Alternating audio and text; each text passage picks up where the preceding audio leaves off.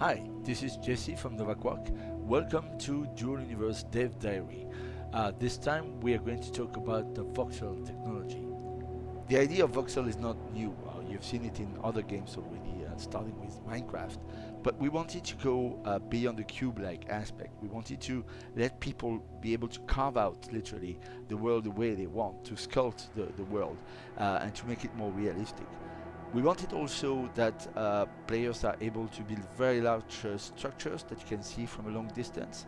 And finally, all this had to happen within this continuous single shard universe where everybody plays in the same world at the same time.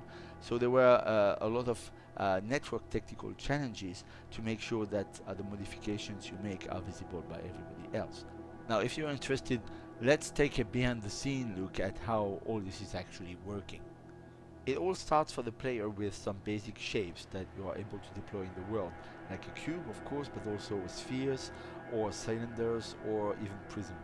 So these shapes are the basic elements, but behind the scene they are made out of smaller structures that are stored in a 3D matrix that is called a Hermit data field, that is able to store information about normal and surface. That's how it's done.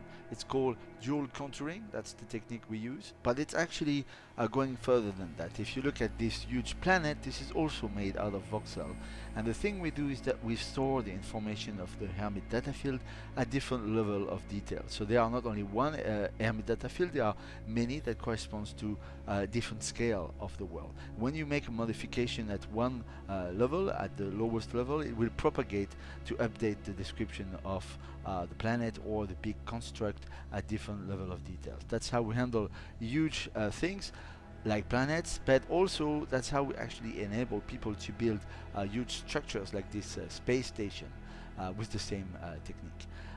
We have already demonstrated several tools that enables you to go beyond the simple shape that we introduced, like the way you can actually select two surfaces and connect them.